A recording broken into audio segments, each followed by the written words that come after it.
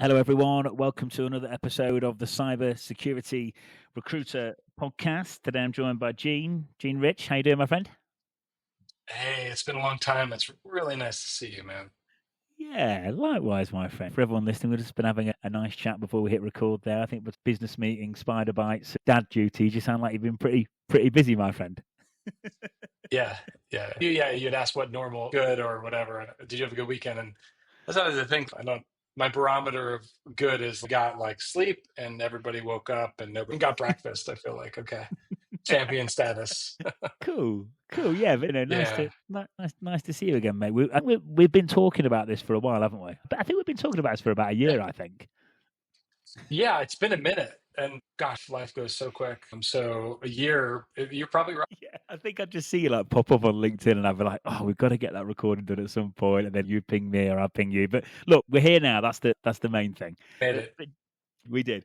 But Gene, for the folks that don't know you, I'm just going to do you a bit of an intro, my friend. You are currently the owner of Point and have been for just over 2 decades now.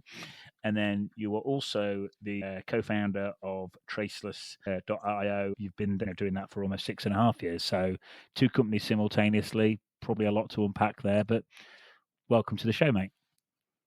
Yeah, thank you. Yeah, it's good to be here. Yeah, It's no, two decades. Let's put that in the bucket of time goes very fast. Also, yeah. Yeah, cool. But no, we'll definitely unpack your business journey there. I think selfishly for my own benefit, I'd like to learn some stuff from you today. And I'm sure there's plenty of people listening that would as well. But I'll start where I always start, which is who are you, my friend? What do you get up to? What's a day in the life like owning and running two businesses simultaneously? What goes down at the minute? yeah, so that's a good question. So let's start where it's my longer term legacy, which is at an MSP. And I think the goal in the last year, maybe two, probably 2 years, has been to transition myself out of that business. And I have a partner in that business who's already transitioned out. And so I think we both, as partners, wanted to get out of the way of the future.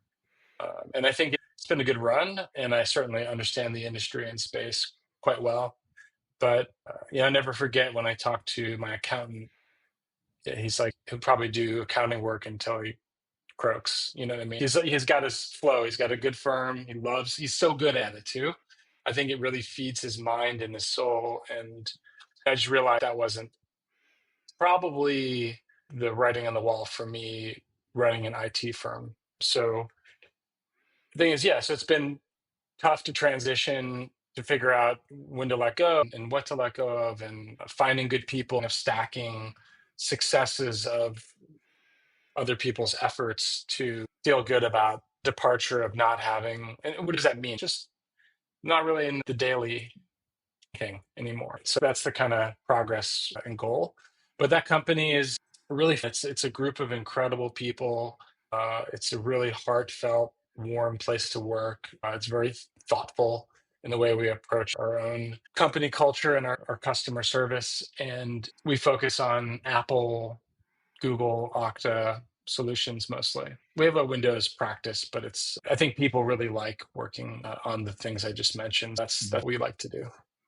Cool, mate. Yeah, no, I think to get to that point, I know to get to that point, it takes a real skill set, I think, to get to that point. I've got a friend actually who's got a big oil and gas recruitment company, and he's got to that point where he's just not involved day to day. And I'm always like, how? But how? Like, I just couldn't imagine getting there. I'm presuming time is a big thing, but how do you get to the point? If I'm running an MSP or an MSSP, and I'm thinking I could never get to the point of where I'm completely removed from data, what would you say to me? How did you get there? Yeah, I think one answer is refusing to take a knee when things get hard. So not giving up. That's like there's a great article the founder of Y Combinator put out, and this says "Don't die" or something like that. And it's like he's like, "Hey guys, I wish I had better news, but the only difference between people who don't make it and their startups go out of business and the people who typically become wildly wealthy and famous or very successful, the one difference, they don't die. The company doesn't die. And I think that there's fundamentally that's a pretty easy concept to understand, but the emotional tie between making that not happen as an owner is at times quite daunting. And so that's like step one. It sometimes feels like you're crawling with your hands, no legs, just dragging your body forward, right? So this is like literally, and you might have that hit you like every other year. Sometimes it's multiple times a year. So that's like the general gist of it. I think also when you look at owning a business, you can decide what you want to do, right? You could be really good at being technical, right? And so maybe you want to just be a CTO, right? And there are things that you're not great at, but like you need to have a good business. And I think it took a while to identify the frustration in not being performant in certain areas and not really having a heavy hand on yourself and just understand maybe I should try to find somebody who is very good at that and who loves doing that. And I think when you start, like, I remember the first person was a really good service person. Oh, we don't have to, we went a day and nobody complained to me about service. Oh, what's going on? Who's this person? And then you just stack that up with engineers and then operations people and finance and salespeople. And eventually you can get to it. But it's in the MSP space, which I know is one that you're familiar with, a broad percentage of the business, I think it's like 70 or 80% of the MSPs are between $0 and $2 million in annual revenue.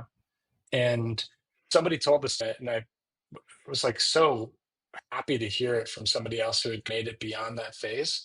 They said, "Oh God, dude, that's the worst." It's like unfiltered.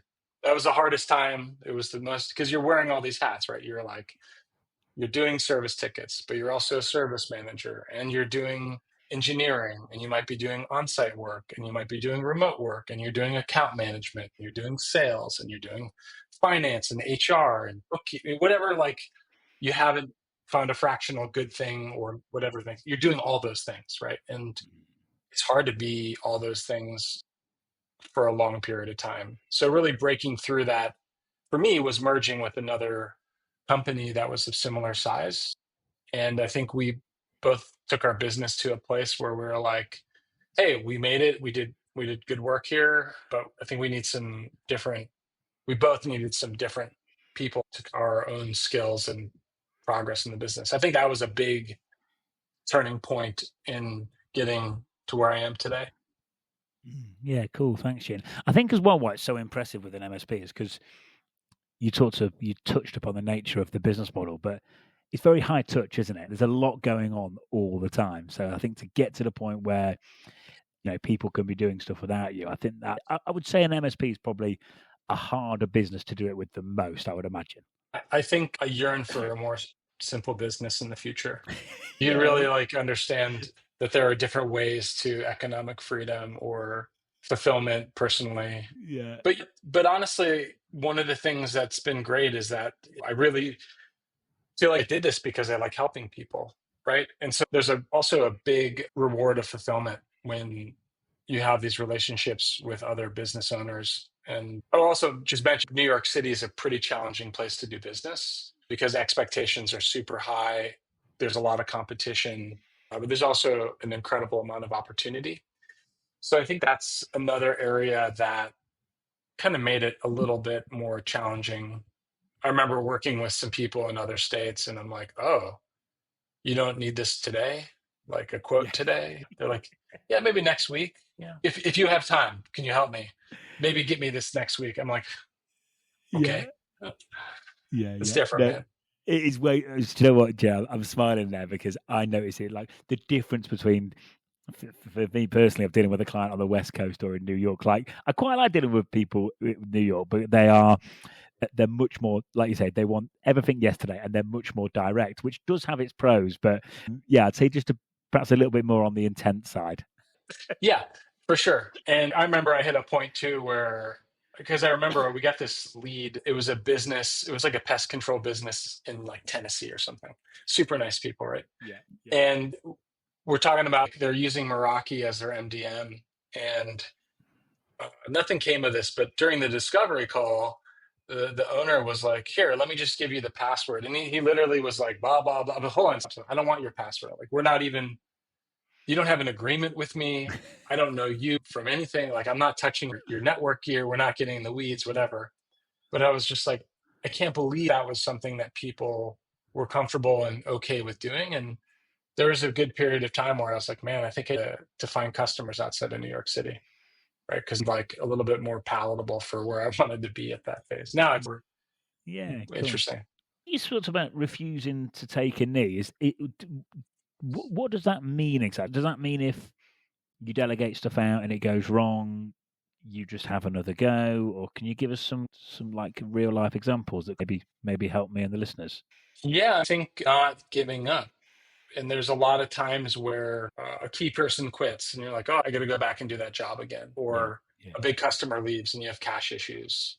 And these are all things that every MSP owner has experienced. And you can decide, I don't want to do this anymore because this is too much. And I think that's been the most challenging part of the whole 20 years. As a side, it's also been the creator of the most value for me personally. And I think someone who's talks about this, you ever hear of that guy, David Goggins?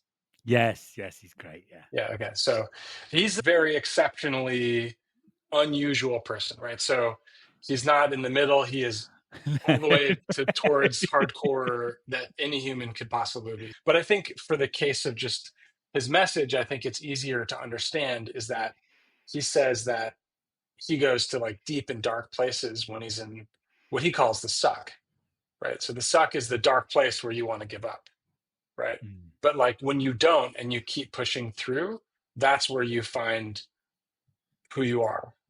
And I think that's true. And I don't, I'm not like looking for an award for this because I think there are a lot of people who say, this is definitely not for me, and they stop. And I think that's also to be aware enough and clear enough that that's something in your life that's not feeding you the way to be worth the annoyance and concern or stress, I think is also great. So I don't want to sound like, hey, if you've given up, you're a loser or whatever. No, it's just like everyone's got to do their own thing. And for me, that's what led me to here, right? But if it leads somebody to go work at Google or get a job as an IT director, then amazing. That's and if they're happy and that's what they want to do, then I think that's an incredible result also. Yeah, yeah. Thanks, Jim. It's nice to hear you talk there, and every founder, entrepreneur, business leader I've had on, the story that like the amount of times I've heard people say it's Tuesday and they had to make payroll by Friday and they just didn't know how they were going to do it and they managed to pull through and this, that, and the other. And I think with social Yeah, media and the internet, it's so easy to look and just think that everything's always rosy. I think sometimes it's really easy to think the grass is always greener with another business or another business model, but I think having spoke to a few guys and girls like yourself is that it's probably not. It's just bloody tough, mate, isn't it? it's hard. And there are like people who do it with exceptional grace and talent, and they're unique. And I love seeing that kind of like raw entrepreneur that makes it look effortless. But I don't think that, like you said, that's not the norm. No, no, it's not the norm. I think if I was constantly seeing someone that could do it with that just ease and grace, I think that would I don't know, I think that would have a negative effect on me. I think I need to see that other people, I think I need to be really Yeah. honest. I think I need to see other people are struggling. It makes me feel better. Yeah. And I think, look, like sometimes things also just fall in line for people, and that's good too, for whatever reason. But maybe they have different problems that I don't have, right? Yeah, This is the other thing is that just because you're struggling at something, it doesn't mean that another person is struggling at something that you don't struggle with, yeah, cool. even if it's the same business. Yeah. Yeah, could you? What you don't like to get the business to where? What would you say is like a realistic timeline to get the business whereby it's functioning, where you're not involved so much day to day, really, really rocking and rolling? I know there'll be setbacks along the way. You mentioned a phenomenal person leaves or whatever it might be, and you've got to dive back in and do that job and stuff like that. But do you have a rough timeline on how long things should take? It's interesting. I think it was having business partners can be challenging, just like any relationship, right? It's also a place where you can lean on other people. I never had to share the business or any of the responsibility. I think that if an MSP starts with a few people, it's tough, right? Like but that could also help accelerate really being able to focus on something where hey, I'll do this and you do that, right? And maybe this is you handle all the technical stack and I'll manage the business and the revenue, right? But having a plan is not a bad idea. Being conscious of your margin is interesting because, like, for a long time, early day, it wasn't like I was serious about the work I was doing, but I wasn't serious about the business. And that was okay. It was a transition period. I was just hanging out in New York City doing my thing. And I literally remember it was like I had one or two clients, and I'd be like, "Oh yeah, I'll just go." Someone say, "Hey, you want to go play frisbee at Battery Park?" Yeah, great. Okay, whatever. And oh, I get a call. Hey, look, I'm having this issue. I said, "Look, I could be there in like an hour. Is that cool?" "Yeah, yeah, great. That'd be great if you can come." "Yeah, no problem. I'll be there." I'd say, "Hey, this has been real. I'm gonna go shower and go to work." There was a transition where I was like, "Okay, I'm just gonna sit at this desk and try to figure out how to move this forward because I want to move it to the next level." And I think that if I didn't have the early years of that kind of mismatch of effort and focus, it would have accelerated it. I think anywhere between 8 and 10 years, I think an MSP can focus, grow, and exit. I think. Yeah. Uh, Okay. Cool. uh, Yeah. yeah, I also think Apple is not like Microsoft in the way that they engage partners. So there are a lot of very successful Microsoft partners, and you're like, what are you doing? And they're like, yeah, I'm like going to Microsoft and following their enablement plan to the T. And here I am. I think that there's something to be said about the simplicity of that focus. There's also speed bumps depending on where your focus is and who your partners are and what that means to your business. Yeah. Cool. All right, mate. I bet there's some stories. It's probably for another podcast, but I bet there's some fun stories to be told from when you were just hanging out in New York, mate, and doing okay and living the life. I bet there's a few stories there. Yeah, there are. Cool. Gene, what about, you mentioned before about if you lose a big client or something goes on, and let's say it happens to every business, when you've got to dig deep in moments like that, is there anything that you do, or is there anything that you know now that you maybe wish you knew at the time when you through those tough points?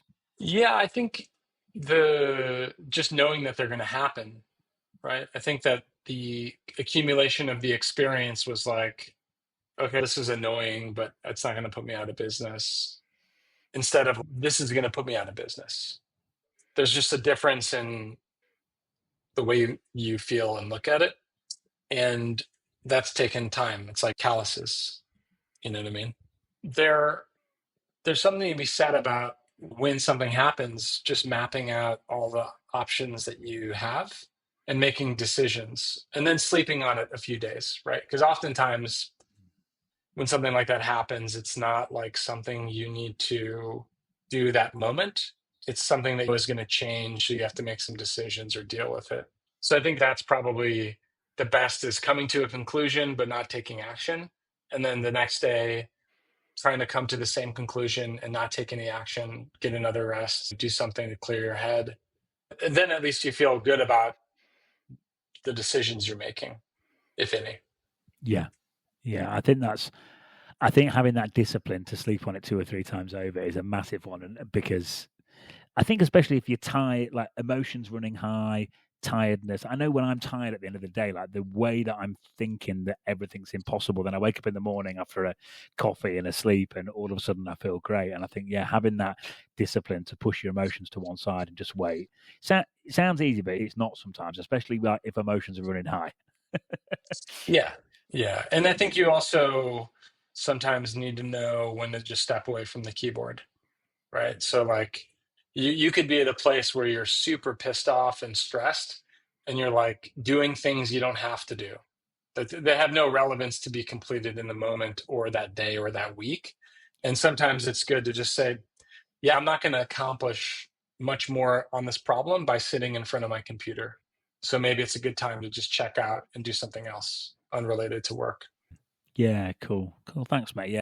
about accepting the fact that stuff's going to happen, because you're absolutely right. Like, stuff is going to go wrong. And also, it would be highly unreasonable to start a business and think that nothing would go wrong. That would be, you'd either be the luckiest guy or girl on the planet, or you're just being completely unrealistic. Yeah. So I think just accepting the fact that stuff's going to go off track, and yeah, probably not getting too down about it. But yeah, that's something that I probably need to.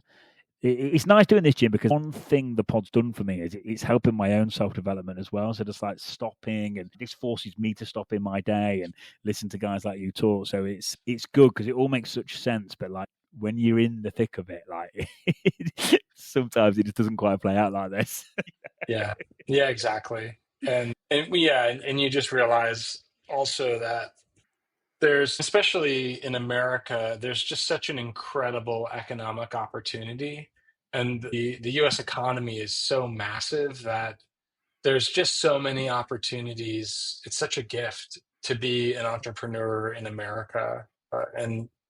That's like a big reflection point I've had as well, is that like it's been something I haven't really focused on. And I can't say I took it for granted, but I was definitely not aware of just like saying, oh, I'm going to live in New York City and do this thing, and what kind of accelerated path that put me on as an entrepreneur, and how many other business owners did I meet, inspiring me, teaching me, like opening my eyes to what's possible in the world. And that's been another really fun part of all this, is seeing all the crazies out there like me doing weird stuff, making money in the city. Yeah. No, you're so right, because I've had it up from a few customers where they've gone, "How come all you UK recruiters are all ringing us like over in America? What's going on?" And I'm just like it's the best place in the world to do, without a shadow of a doubt. Like, everything's bigger, better. Like, companies just raise these obscene amounts of money, and new ideas and things get developed. And I just think the pace of the market's quick as well. Yeah, whatever people see on the news and this, that, and the other, like, it's the best place to do business, definitely. 100%. Yeah. And look, I think that there's also, I think we're seeing some elements of peak capitalism. And I don't think that it's like useful to the people in this country. But the guardrails, I also appreciate the guardrails that the UK and European Union have put around certain things.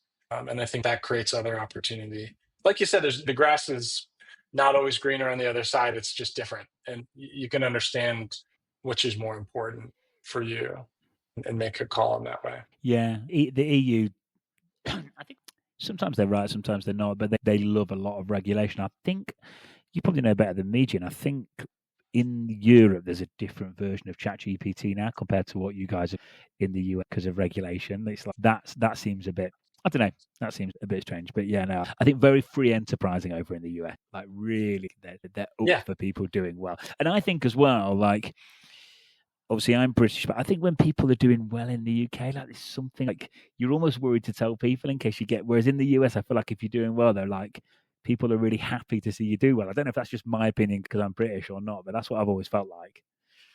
It's my wife is Swedish, and so we're in Sweden a lot, and all of our relatives are Swedish, and that's been something that they've called out, that there's a not, and there's like a humbleness that's the whole society expects, and it's not to say you can't be good at something or you can't be successful, but it's, if you're like, yeah, I just did all this stuff, people are going to be like, I don't know. It's just not culture. It's just the same thing, probably a little bit heavier. And so I know exactly what you're saying. And I think it's been interesting seeing my wife's parents, who are in New York, understand that that's a big part of Sweden and Swedish heritage, and saying, no, I like New York and like America, where you just can be a little bit verbose about that. Yeah, it's interesting.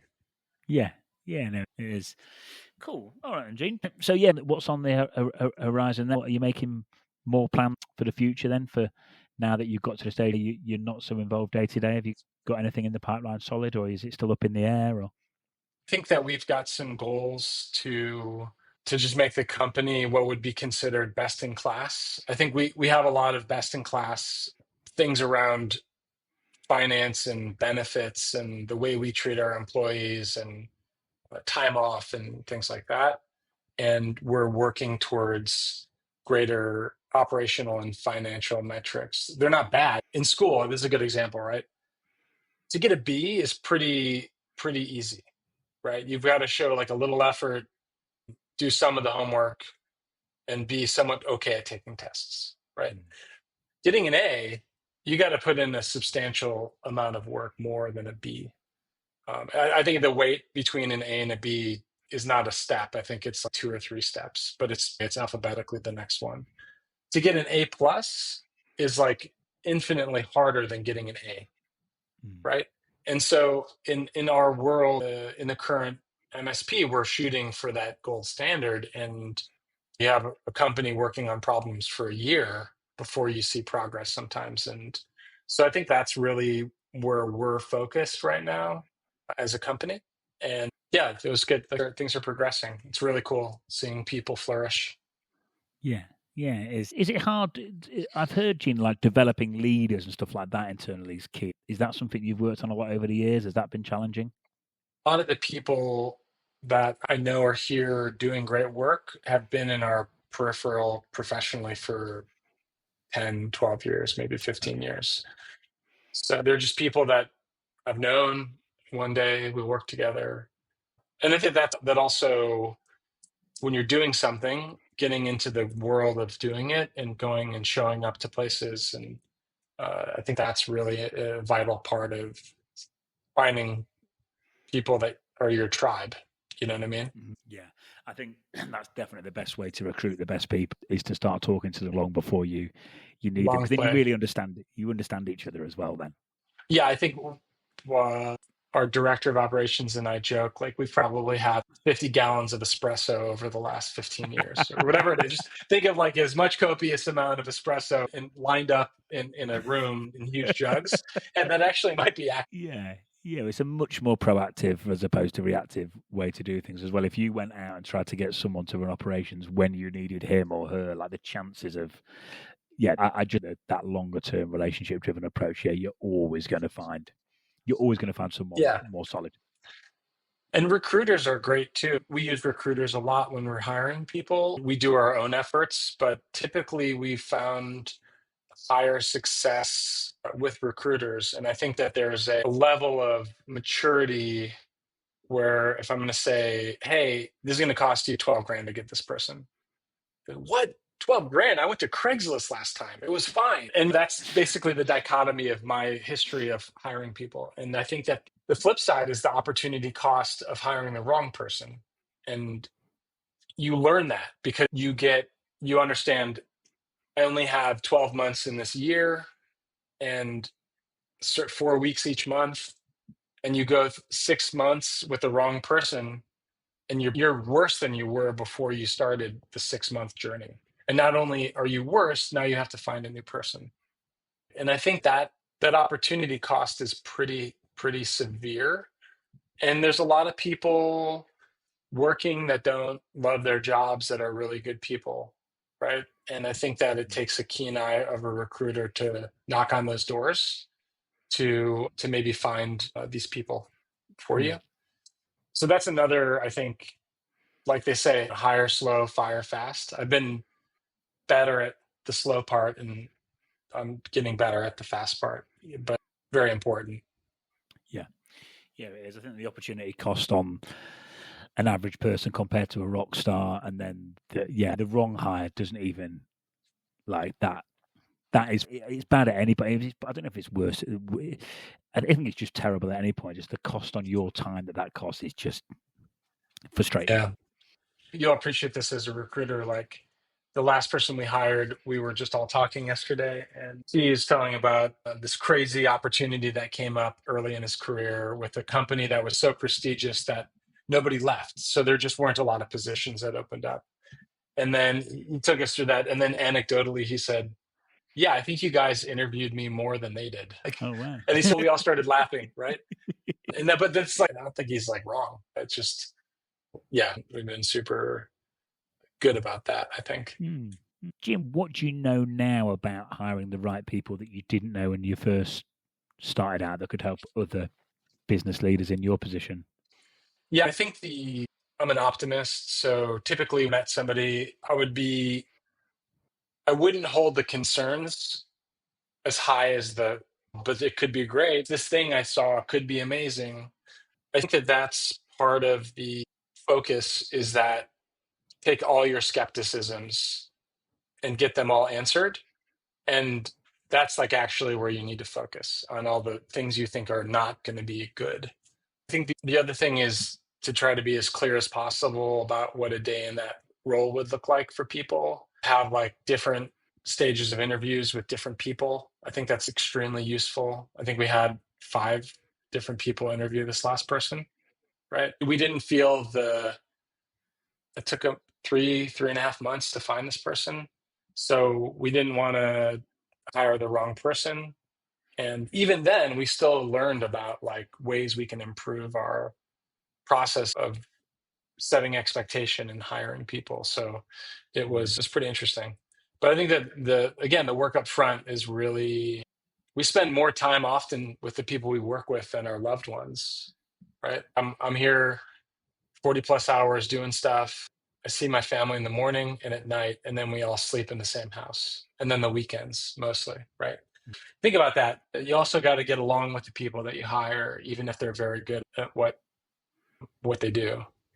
Yeah, I think you either do the work at this upfront on hiring, or you get forced to do it later down the line. I think you're right, mate. And I think as well, like we've got some clients with 5 and even 7 stage processes, and I think sometimes people think that's a bit long, but I think as soon as you explain that you've genuinely got to make sure it's a long-term move for you and for the employer. I think whenever I say that to someone, they're like, do you know what? Okay, cool. Because it's like the last thing you want is doing it all again in 6, 12, 18 months' time. So once people hear those words, I think most people see the sense and the logic. Yeah, absolutely. Cool. Gene, I used to say what books had the most positive impact on you as a person or your career, but it could be book, it could be podcast, it could be anything online that you're consuming. It doesn't have to be security related, but it could be what content you're consuming out there that's making you the best version of yourself, mate. That's a good question. I feel like I'm in a very introspective time of my life, to be honest with you. I think what's been challenging is actually like filtering out the noise lately. I think there's just a lot of content. I mean, I know we're in content right now. So for all you out there, I understand the hypocrisy of what I'm saying as we're recording a podcast. Okay, fine. But there is a lot. There's a lot out there.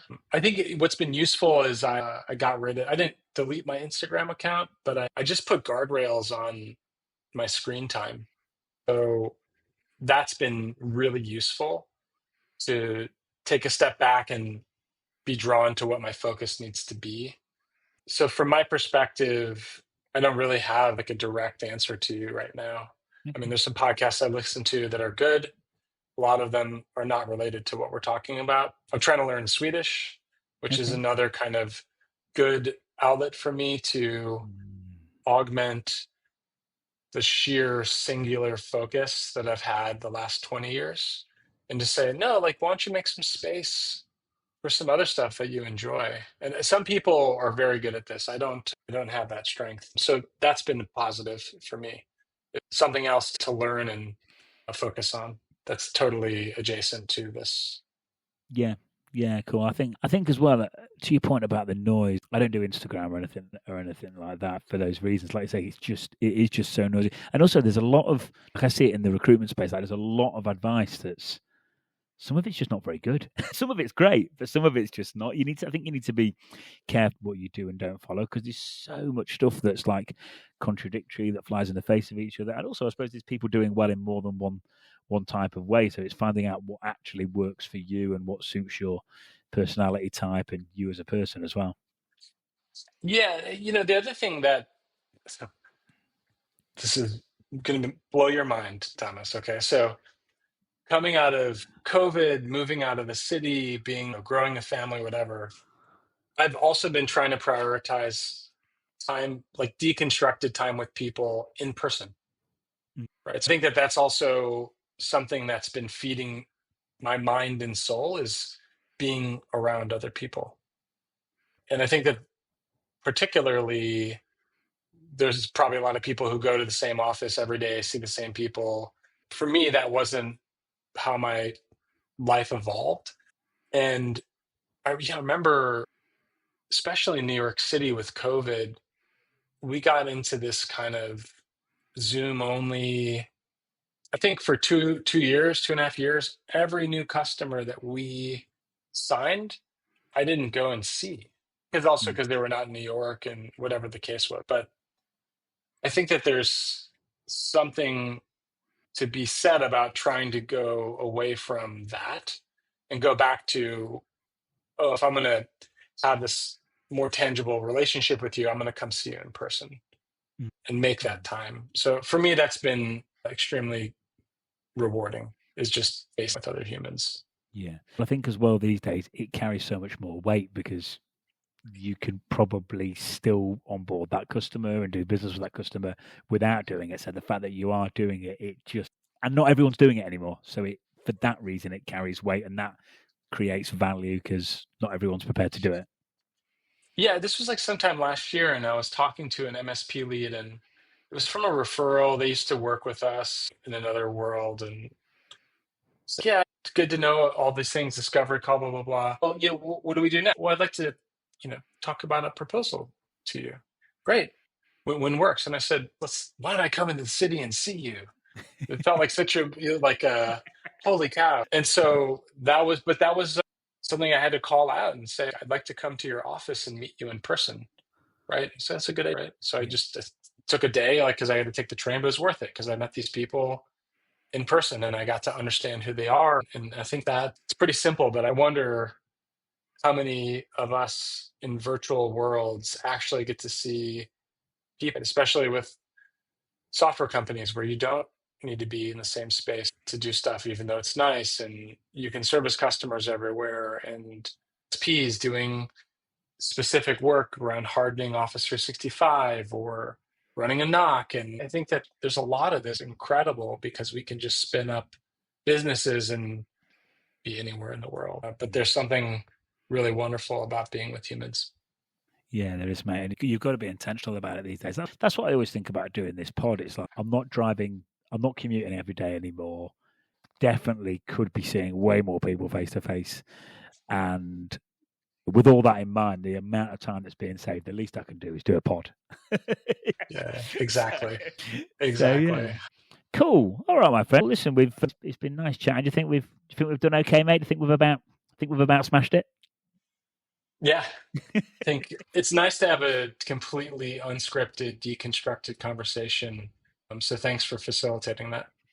No, no, thanks, mate, and thanks for doing a nice deep dive into the business side as well, because it's an area that I wanted to focus more on the pod. And I know from talking to people that listen as well, it's like I know a lot of people that are in senior positions that are like, "What's it like to actually take that leap from employee to employer?" It's been a helpful show. Nice to see you. Thanks again, mate. Good to connect again.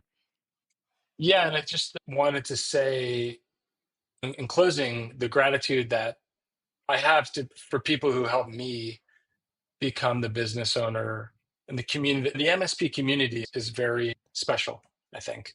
And if anyone wants to talk or needs help with this, I'm not an expert, but I certainly, I've got a catalog of mistakes that would rival the best of them. Just reach out on LinkedIn, say hi, Mm, let's set up time. Because if someone's thinking about taking that leap, and I think there's nothing like entrepreneurship, but you're not alone in that way. mm, There's definitely mm. this is where you're alone, but Yeah. you don't have to be in every round way. So thanks me up on that if anyone out there does. Yeah, no, cool, and we'll get your LinkedIn profile in the chat. I think you're pretty modest as well, man. I think by now, I think we can class you as an expert. I think.